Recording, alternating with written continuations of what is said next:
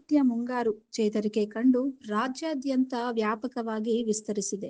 ಸಮುದ್ರ ಮಟ್ಟದ ವಾತಾವರಣದಲ್ಲಿ ತೀವ್ರ ಬದಲಾವಣೆಯಾಗುತ್ತಿರುವುದರಿಂದ ಮುಂಗಾರು ಮಳೆ ಕರ್ನಾಟಕದಲ್ಲಿ ತೀವ್ರವಾದ ರೂಪ ತಾಳಿದೆ. ಕರಾವಳಿ, ಮಲೆನಾಡು ಹಾಗೂ ಉತ್ತರ ಕರ್ನಾಟಕದ ಹಲವು ಜಿಲ್ಲೆಗಳಲ್ಲಿ ಮಳೆಯ ಆರ್ಭಟ ಗಣನೀಯವಾಗಿ ಹೆಚ್ಚಾಗಿದೆ.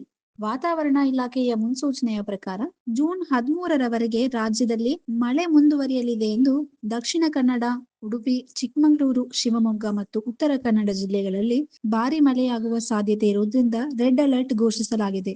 ಬೆಳಗಾವಿ, ಧಾರವಾಡ, ಹಾವೇರಿ, ಹಾಸನ ಮತ್ತು ಕೊಡಗು ಜಿಲ್ಲೆಗಳಲ್ಲೂ ಭಾರಿ ಮಳೆಯ ಲಕ್ಷಣಗಳಿದ್ದು ರೆಡ್ ಅಲರ್ಟ್ ನೀಡಲಾಗಿದೆ. ಮೈಸೂರು, ಚಾಮರಾಜನಗರ, ದಾವಣಗೆರೆ, ಗದಗ್, ಕೊಪ್ಪಳ, ರಾಯಚೂರು, ಬಾಗಲಕೋಟೆ, ವಿಜಯಪುರ, ಯಾದಗಿರಿ, ಕಲಬುರಗಿ ಹಾಗೂ ಬೀದರ್ ಜಿಲ್ಲೆಗಳಿಗೆ ಯೆಲ್ಲೋ ಅಲರ್ಟ್ ಘೋಷಿಸಲಾಗಿದೆ. ಬಳ್ಳಾರಿ, ವಿಜಯನಗರ, ಚಿತ್ರದುರ್ಗ, ತುಮಕೂರು, ಚಿಕ್ಕಬಳ್ಳಾಪುರ, ಕೋಲಾರ, ಮಂಡ್ಯ, ಬೆಂಗಳೂರು, ದಕ್ಷಿಣ ಬೆಂಗಳೂರು ಗ್ರಾಮಾಂತರ ಮತ್ತು ಬೆಂಗಳೂರು ನಗರ ಜಿಲ್ಲೆಗಳಲ್ಲಿ ಮೋಡ ಕವಿದ ವಾತಾವರಣ ಕಂಡುಬಂದಿದೆ. ಈ ಭಾಗಗಳಲ್ಲಿ ಬಲವಾದ ಗಾಳಿ ಬೀಸುವ ಸಾಧ್ಯತೆ ಇದ್ದು ಹಾಗಾಗಿ ಹಗುರದಿಂದ ಸಾಧಾರಣ ಮಳೆಯಾಗುವ ಮುನ್ಸೂಚನೆ ಇದೆ.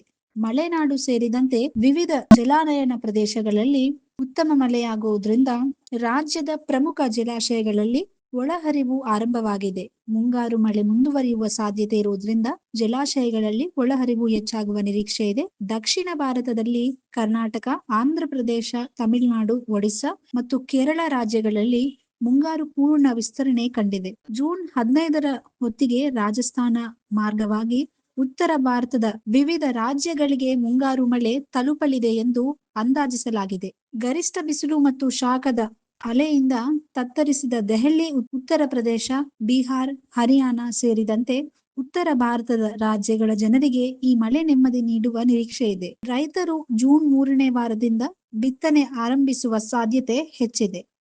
ಈ ವಿಡಿಯೋ ನಿಮಗೆ ಇಷ್ಟವಾದಲ್ಲಿ ಲೈಕ್ ಮಾಡಿ, ಶೇರ್ ಮಾಡಿ, ಸಬ್ಸ್ಕ್ರೈಬ್ ಮಾಡಿ.